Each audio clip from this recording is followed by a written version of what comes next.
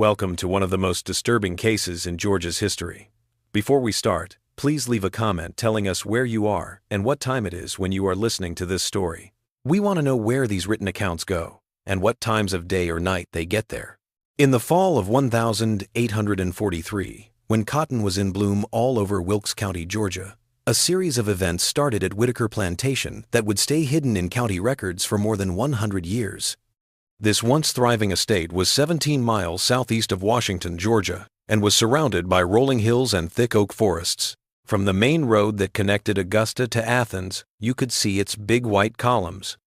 The few documents that are still around from the Presbyterian Church archives in Mon say that Charlotte Whitaker, the wife of Colonel James Whitaker and the owner of this estate, had triplets on September 8. It was so rare at the time that it was written down in church records and even talked about in the Augusta Chronicle's society pages. The newspaper did not, however, say what happened to the third child.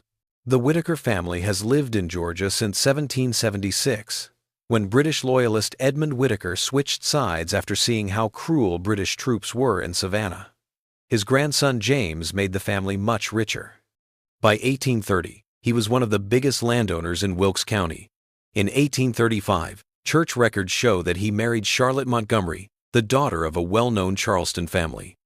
According to records kept in county archives and letters kept in the University of Georgia's special collections, their marriage seemed to be respectable and productive, with 2 sons born in quick succession. Charlotte was described in letters between plantation mistresses as a woman with great taste and a strict personality who ran the household very well.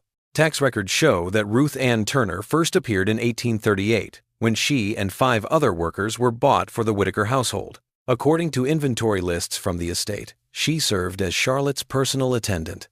If it weren't for some strange entries in Charlotte's household ledger that were found during a courthouse renovation in 1962, we wouldn't know much more about her. The ledger is water-damaged but still somewhat readable. It has household accounts, lists of supplies, and strangely, records of Ruth Ann's monthly cycles, with small crosses in the margins. These notes end suddenly in January 1843, which is about when Charlotte would have found out she was pregnant.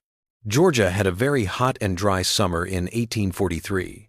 Reverend Samuel Cartwright, a Presbyterian minister, kept track of the weather and said that there was no rain in Wilkes County from June 7 to August 23. Crops died, animals got sick, and tensions grew on both farms and plantations. Charlotte's pregnancy went on during this difficult time. Letters from her neighbors say that by July, she had stopped going to social events, which is strange for a woman who usually stayed active until she was in jail. A letter from Augusta, Dr. William Harrison to Colonel Whitaker on August 1st hints at problems. Your wife's condition requires complete rest and avoidance of all agitation. The unusual nature of her pregnancy demands extraordinary precautions.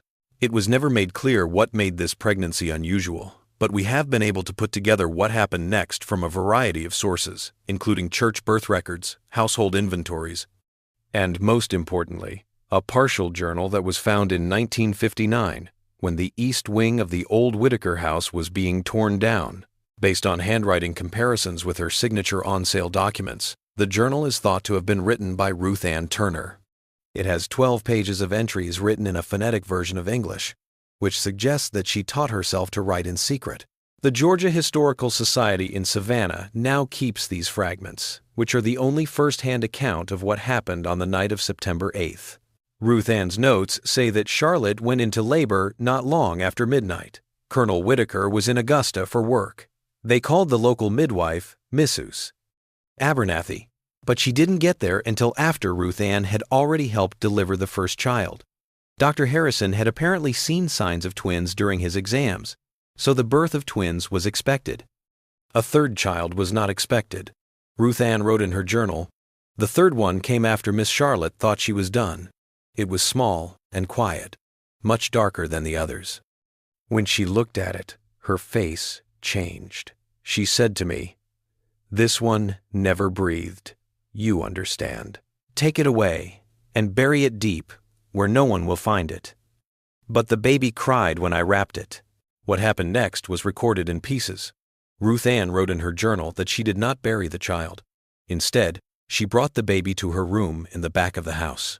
The tone of the journal entries gets more and more anxious as she talks about trying to care for the child while also doing her job. For example, she writes, "Keep her quiet when people are near. Feed her when I can slip away. Miss Charlotte watches me now. Her eyes follow. She knows something." The last legible entry, which is dated about 3 weeks after the birth, says, "Colonel, return tomorrow. Miss Charlotte say she tell him I stole silver, say they sell me south. I take the baby tonight. North Star will guide." County records show that Ruth Ann Turner was reported missing in October 1843. A notice in the Augusta Chronicle on October 12th said there was a $200 reward for her return and said she might have stolen valuable items from the house. There was no mention of a child. Dr.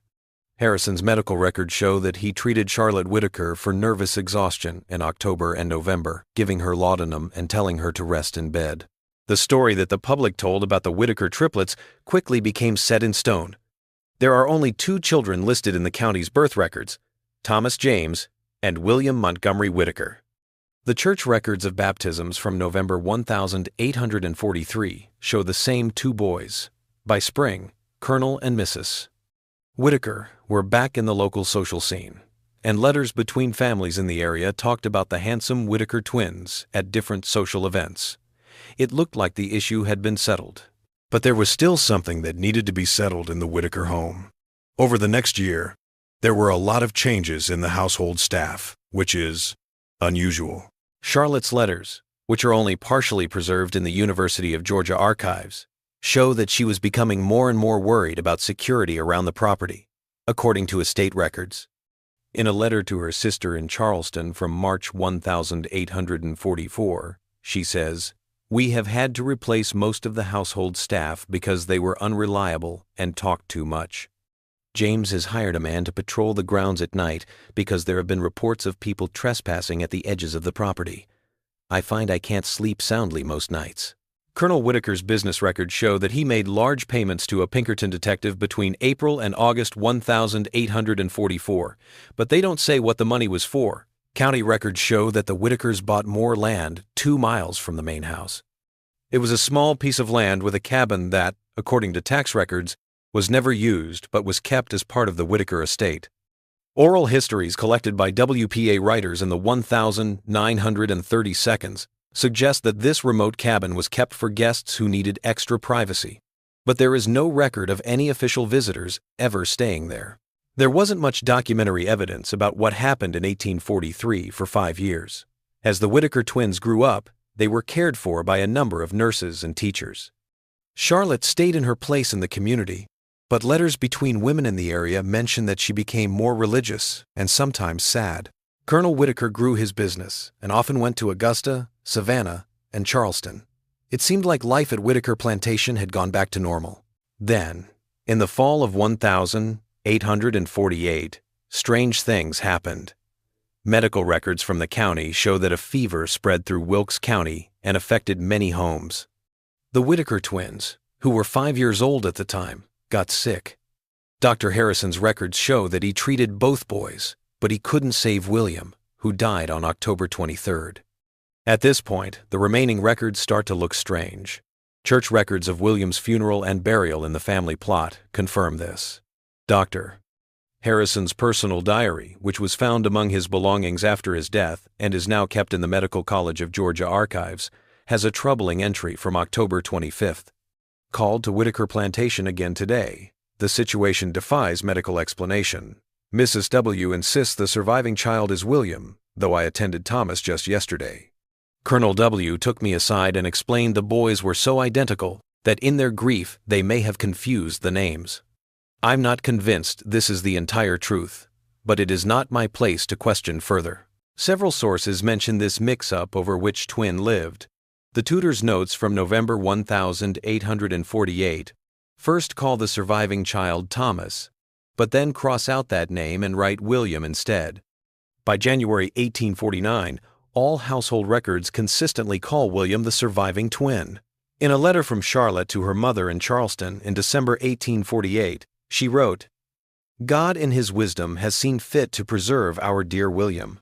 Though we grieve for Thomas, we are grateful for the child who remains.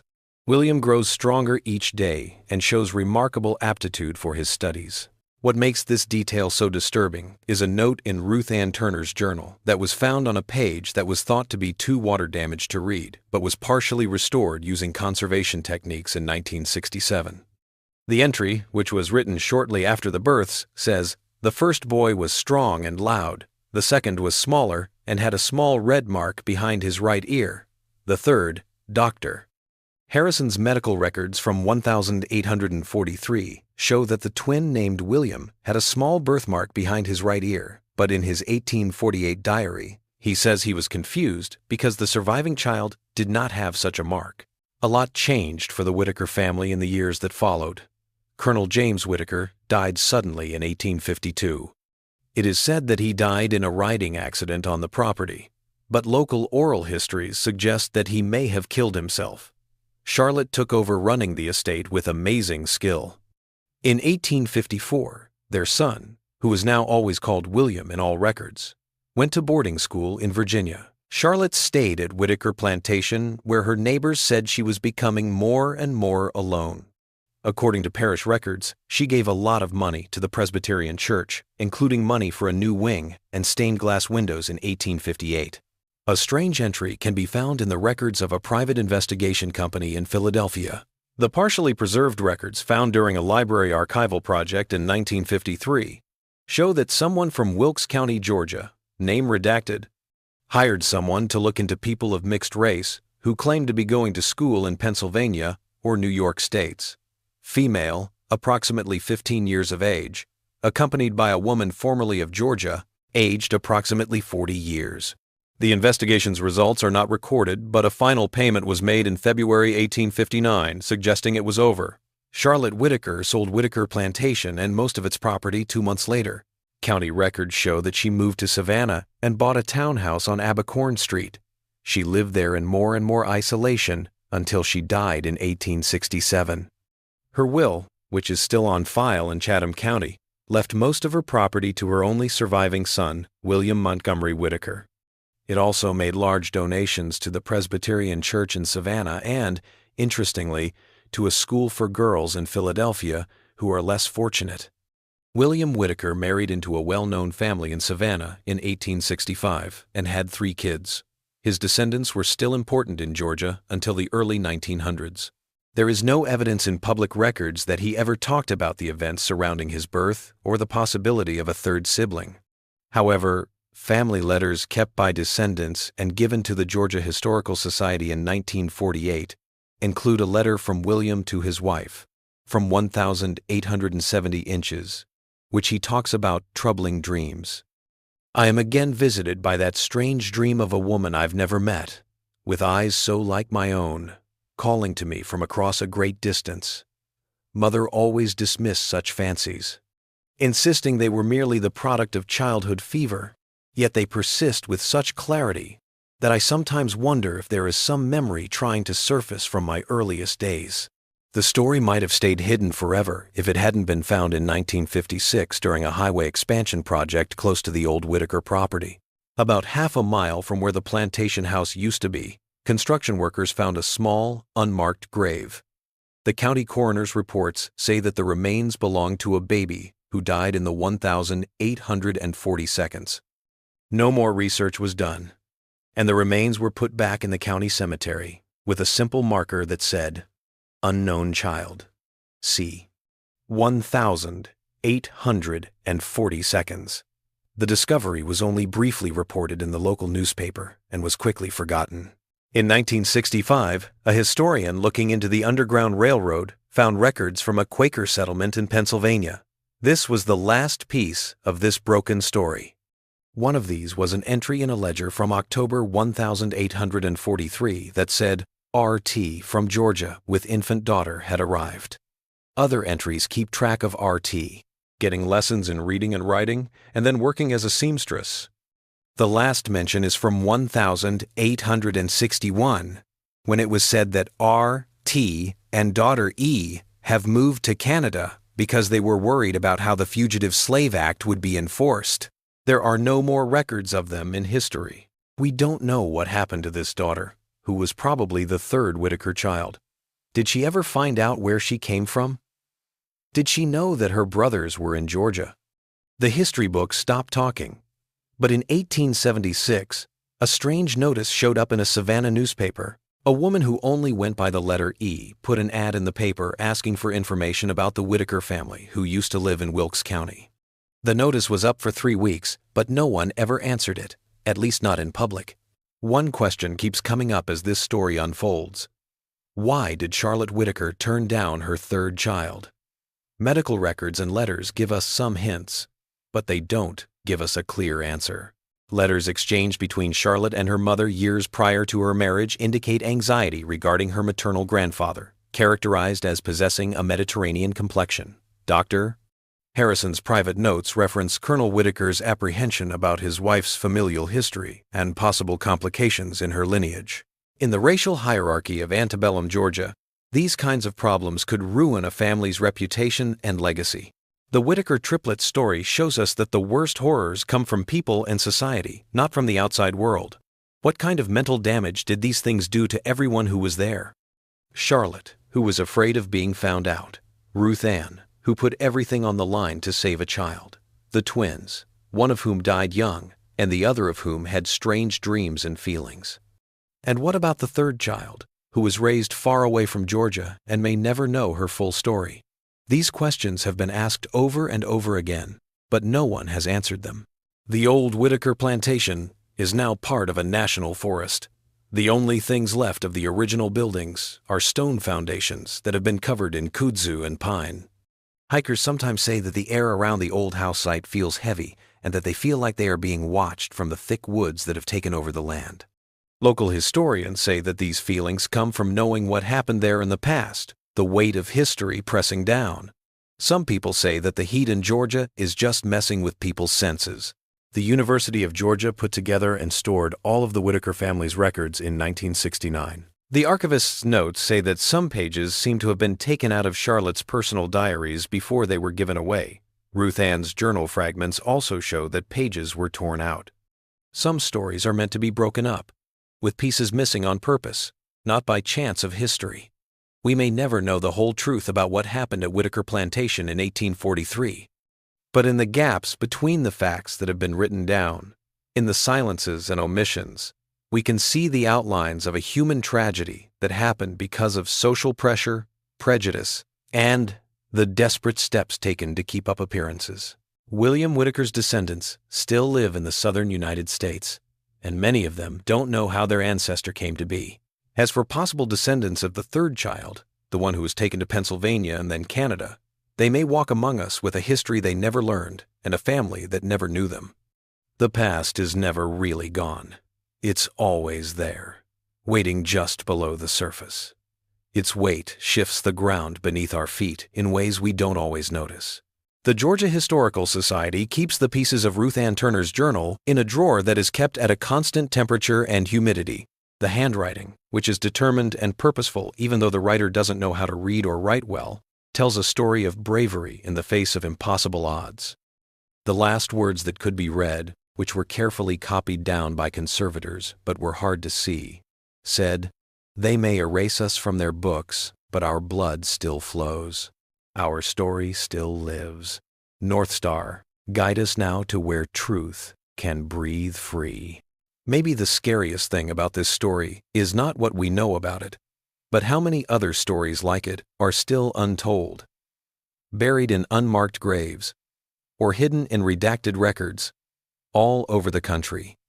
The Whitaker triplets are like many other people whose lives were shaped and sometimes ruined by the social structures of their time. These structures still cast long shadows over the present day. We can never really forget about the past. It exists in our institutions, our families, our DNA, and occasionally in inexplicable dreams.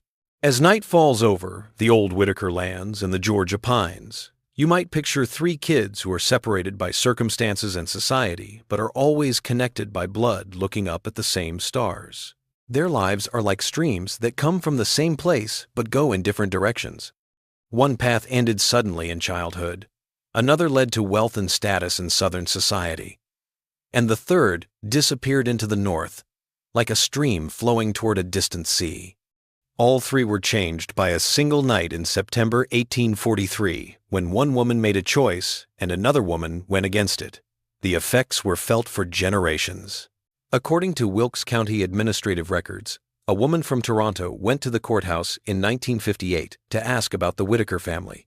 She didn't give her name, but the clerk remembered her because her eyes were a strange color between gray and green, like the Whitaker family portraits that used to hang in the County Historical Society. The clerk wrote in his personal diary, which was found at an estate sale in 1962, that the woman nodded as if she had expected this answer when he told her that most records from that time had been damaged or lost. Then she asked for directions to the old plantation site. No one knows what she was looking for there, or if she found it. Like many other threads in this story, this one too fades into the past, leaving only questions that whisper in the Georgia night. The field notes of Dr. Elelena Blackwood, an anthropologist who studied oral histories in rural Georgia from 1957 to 1960, are where we get most of what we know. In 1968, just before she died, she gave her papers to Emory University. They include an interview with an old groundskeeper who worked at the Presbyterian Cemetery where the Whitakers were buried. This man, who only goes by Mr. J, says that the woman from Toronto spent 3 days at the cemetery and the old plantation grounds. On the third day, he saw her put 3 white roses on William Whitaker's grave. She was crying quietly when he got close. Mr. J said in the interview, "She told me she had family here once. When I asked who, she just said, no one who would have claimed me. Before she left, she asked if I knew of any unmarked children's graves near the old plantation. I told her about the little grave they found while working on the highway. The next day, she thanked me and left." Strangest thing, he said, she left a sealed letter with me to put on Colonel Whitaker's grave and said it was a family matter. I did what she asked, but it rained that night. By morning, the letter was gone, like it had never been there. This story makes me think of some interesting questions. What made this woman come to Georgia after all those years if she really was a descendant of the third Whitaker child? What was in the letter? And why leave it at Colonel Whitaker's grave instead of Charlotte's? The groundskeeper's story makes it sound like she knew more about the family's past than most people, even things that weren't widely known at the time. There is no mention of a Canadian visitor in the local newspaper archives from that week, but there is a report of an unusual event, a small fire at the county records office that damaged several deed books from the 1800s. The fire was blamed on bad wiring, but the fact that it happened the night after the Toronto woman's last visit to the courthouse raises questions that may never be answered. In 1962, renovations to the old Savannah home that Charlotte Whitaker used to own revealed a hidden compartment beneath a window seat in the master bedroom. This added a new layer to the story. There was a small tin box inside with a child's leather shoe that was about the right size for a 3-year-old and a folded piece of paper.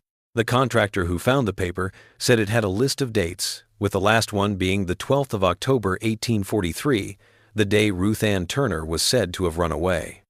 Next to it was a list of miles that ended with the word Pennsylvania. Sadly, the contractor's wife threw the items away before historians could look at them because she thought they were worthless. The only record of their existence is the man's description, which he gave to a local reporter for a small human interest story. Those who kept this secret must have felt a lot of psychological pressure. Charlotte Whitaker's medical records, which are not very complete, show that she was given more and more laudanum and other sedatives as she got older. In 1862, her doctor in Savannah said she was suffering from nervous exhaustion and recurring nightmares. She often talked in her sleep about a child in the woods and someone watching from the trees. It is still unclear if these were signs of guilt, fear, or something else entirely.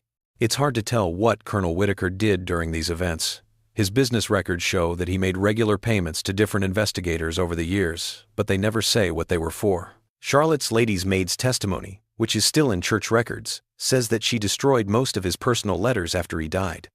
What he knew, what he thought, and what he did are mostly lost to history.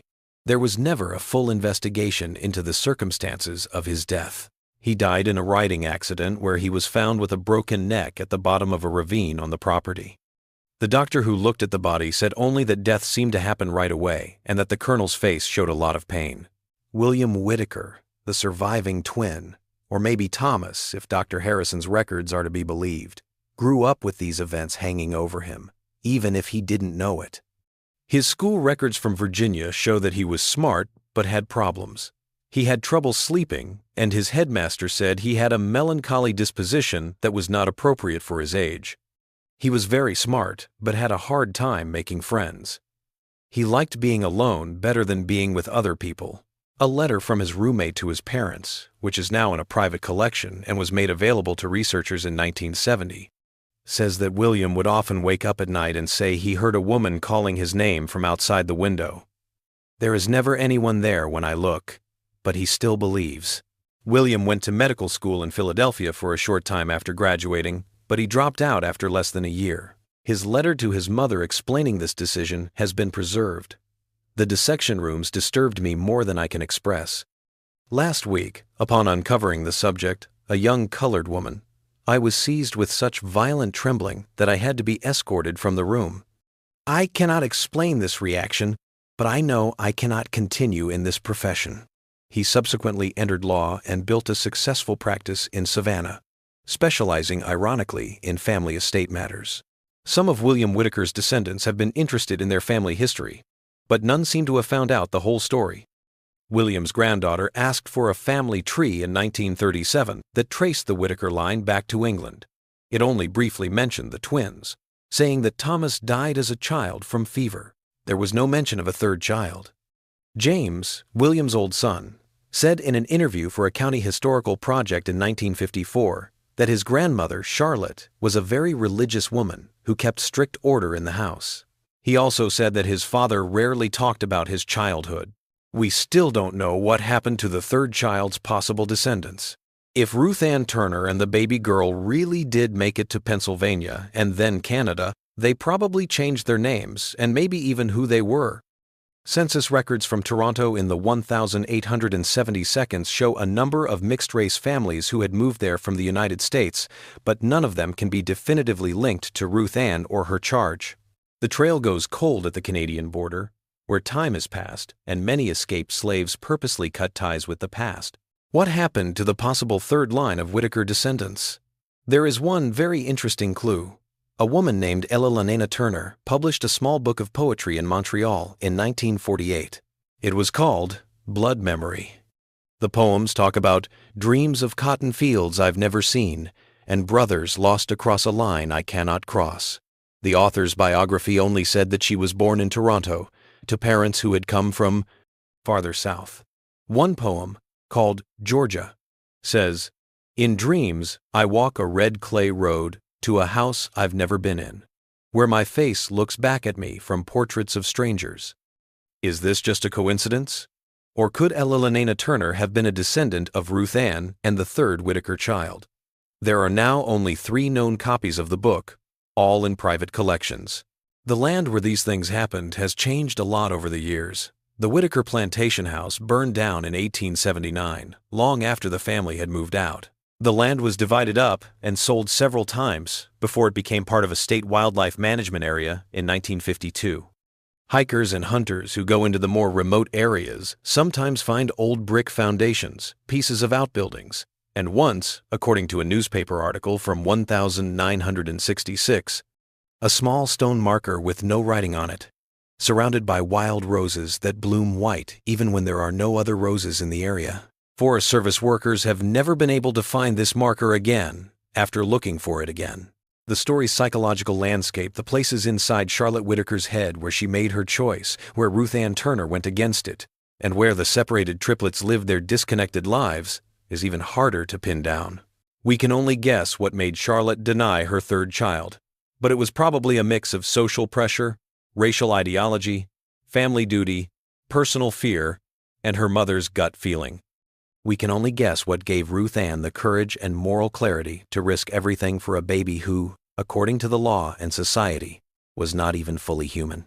What would make a woman turn down her own child? There are some answers in the past. In antebellum Georgia, A child of visibly mixed race born to a white plantation mistress would have ruined the family's reputation and maybe even caused violence.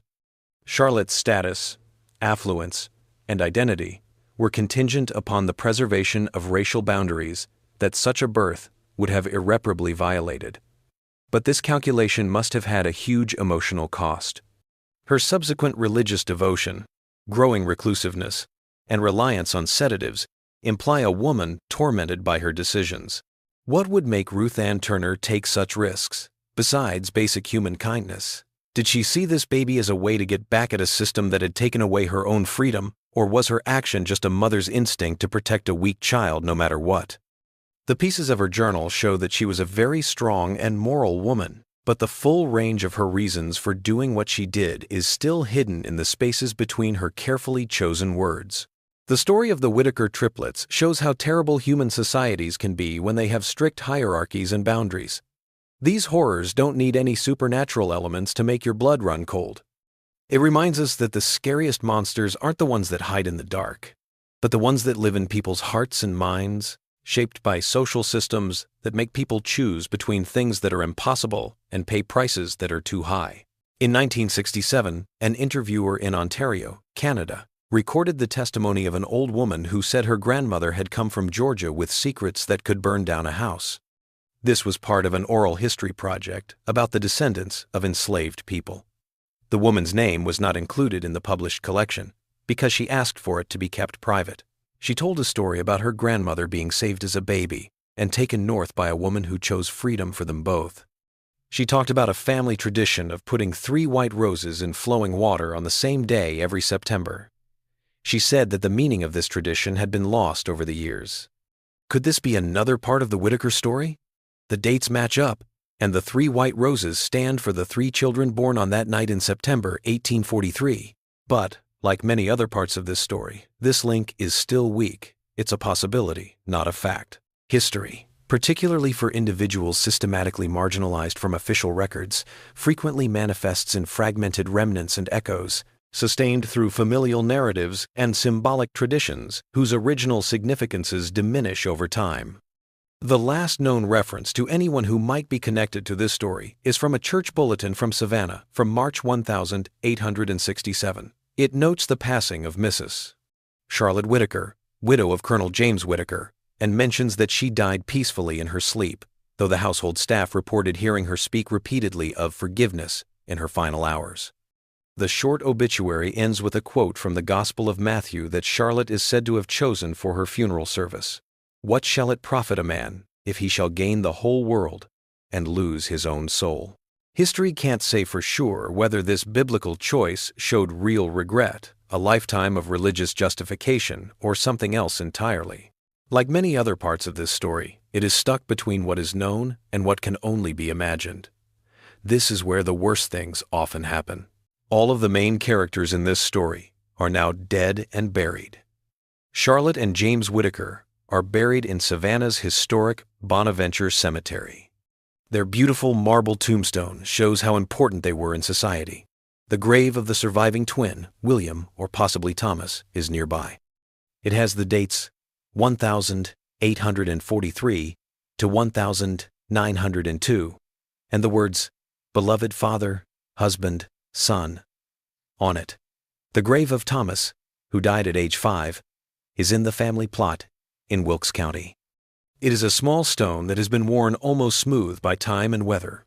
An unmarked grave found during highway construction in 1956, possibly that of a baby who died on the plantation around the same time, is now buried under the asphalt of a Georgia state highway. Cars drive over it every day, but their drivers don't know it. There are no graves, markers, or coordinates where people can lay flowers in memory of Ruth Ann Turner and the child she may have saved. Their lives after that night in October 1843 are mostly just possibilities, not facts that can be proven. But the fact that they aren't in official records is a testament to their bravery, defiance, and ability to choose freedom over safety and moral truth over social norms. The story of the Whittaker triplets shows us that history is not just what is written down in official records, but also what has been purposely left out, carefully hidden, and systematically erased. It is present in the negative spaces, in the pauses between journal entries, in the pages ripped from diaries, and in the family stories that evolve with each generation. The horror is not just what happened, but also how well it was hidden, and how many other stories like it may have left no evidence at all. As night falls over Georgia, from the mountains to the sea, you might think that these siblings, who are separated by circumstances, society, and other people's choices, are somehow still connected across time and space. The surviving twin lived in Georgia and had dreams he couldn't understand. The child who died young, maybe the wrong twin, was misidentified in the chaos of grief. The third child was taken to the north, where she may have grown up never knowing where she came from, but she carried them in her blood and bones, in the color of her eyes, and in dreams of places she had never been. 3 lives that started on the same night and then spread out like seeds on different winds. One stayed in southern soil, one was cut short before it could really grow, and one was moved to a distant place where it could thrive away from the shadows of where it came from. All 3 were shaped by choices made in times of crisis, fear, and bravery. Choices whose effects would be felt for generations, sending ripples that still touch shores far away from where they started. The real horror of this story, and maybe even its strange beauty, comes from the fact that it doesn't have an ending. It raises questions that it can't answer, and it leaves us with pieces that suggest a whole that we can never fully put together. We have an incomplete picture that our minds try to fill in, just like the partial journals, the water-damaged letters, the lost grave markers, and the stories that have been passed down through generations with details changed or forgotten. In that effort of imagination, in the attempt to understand choices made under pressures we can only partially comprehend, we confront the most profound horror of all, the recognition that under similar circumstances, we too might make decisions that would haunt us for a lifetime and beyond. What happened to the third Whitaker kid? Did she have a full life in Canada, away from the problems of her past? Did she have kids, grandkids, and great-grandkids who are still alive today and carry a history they may never know? Did William Whitaker ever think about what really happened to him when he was born and his brother went missing? Did Charlotte Whitaker find the forgiveness she was looking for in her last hours? Did Ruth Ann Turner ever wish she hadn't made that risky choice? Or did she think it was the most courageous thing she could do in a life where she had no choice? There are no clear answers to these questions, but asking them shows that we see the people in this story as real people, with fears, hopes, failures, and moments of bravery that surprised us. Historians put together bits of evidence to make stories about the past, but we should always remember that these stories are only rough drafts, attempts to make sense of lives that were full of contradictions and messiness. The Whitaker Triplets story, with its holes and silences, reminds us of how much we still don't know, how many stories have been lost or hidden on purpose, and how the full truth of the past may always be out of reach. But this story is important even though it isn't finished. It talks about how bad rigid social hierarchies can be, how hard it is for people who are stuck in them to make decisions, and how brave some people have been to stand up to those systems even when it was very dangerous for them to do so. It reminds us that the past is never really over. It still affects the present in ways that are both obvious and not so obvious. In the end, the most terrifying thing about the story of Charlotte Whitaker, Ruth Ann Turner, and the 3 children born on that September night in 1843 may be that similar stories are still happening, with different details but the same basic idea. Wherever people draw lines between us and them, wherever social systems require that natural human connections be broken in order to support artificial hierarchies, and wherever parents and children have to make impossible choices because of things they can't control. And maybe most importantly, it makes us think more deeply about our own society.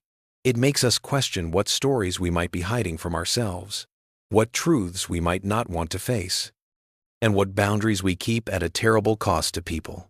As we move away from this broken story, which is made up of pieces that history has kept, we should remember that the past is never really gone. It persists in archives and attics, familial resemblances and enigmatic dreams, and in enduring patterns of privilege and disadvantage across generations. The real legacy of the Whitaker Triplets, and many other people whose stories have been broken up or lost, is still changing our world in ways we are just starting to understand. The Georgia pines still whisper in the wind, the red clay still keeps its secrets, and maybe somewhere, descendants of all 3 children born that night are still living their lives, separated by the choices of others, but connected by bonds that go beyond time, distance, and all human efforts to break them.